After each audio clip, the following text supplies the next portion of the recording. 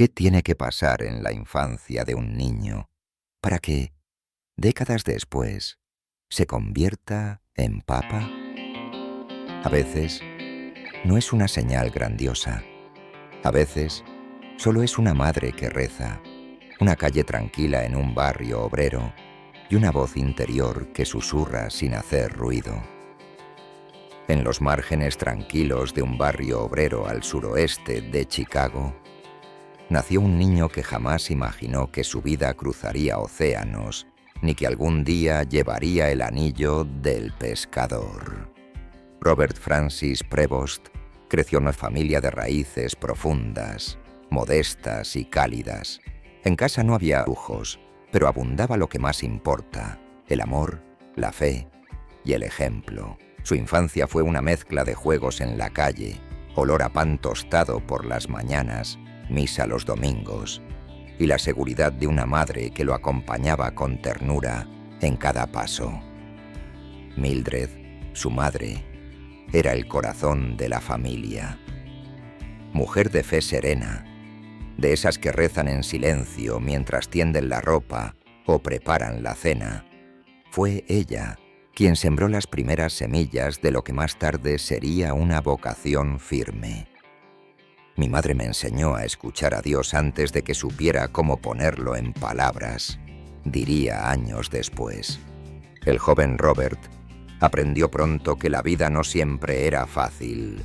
En el vecindario donde vivía, muchas familias atravesaban dificultades. Pero él tenía algo que no se aprende ni se compra: una mirada limpia, una curiosidad viva y una capacidad de consolar a otros desde muy joven. En la escuela, destacaba por su sensibilidad más que por su ambición.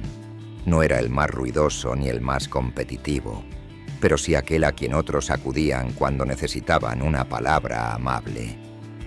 Durante su adolescencia, mientras muchos soñaban con coches o fama, Robert empezó a sentir una llamada que no sabía nombrar. A veces se quedaba en la iglesia después de misa, en silencio, solo observando el altar vacío. Otras veces lo encontraba su madre leyendo en voz baja el Evangelio en su cuarto. Su entorno fue clave. La familia lo sostuvo como raíz firme. Su padre, más reservado, le inculcó el valor del trabajo bien hecho. Pero fue Mildred quien lo alentó a dar pasos que ella misma temía por él. Cuando Robert les habló por primera vez de su deseo de entrar en el seminario, ella no lloró, no dudó, no lo retuvo. Solo le dijo: si es Dios quien te llama, ve.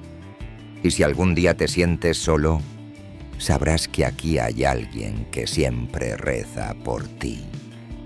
Ingresar en la Orden de San Agustín fue el inicio de un camino que se volvió fuego en el corazón. Sus superiores lo vieron pronto. Aquel joven callado tenía madera de pastor, no porque gritara desde los púlpitos, sino porque escuchaba con hondura, porque no imponía, sino que acompañaba. En sus primeros años como sacerdote, en las parroquias de su ciudad natal, Robert se acercó a las personas sin importar su condición. Le gustaba más visitar a los enfermos y conversar con los ancianos que aparecer en las grandes celebraciones. Tenía una preferencia silenciosa por los últimos. La vida, sin embargo, le tenía reservada una travesía más grande. Ser enviado como misionero a Perú fue un parteaguas. Allí descubrió la inmensidad de un mundo herido y bello al mismo tiempo. Pero incluso en esa distancia, Chicago seguía siendo un faro interior.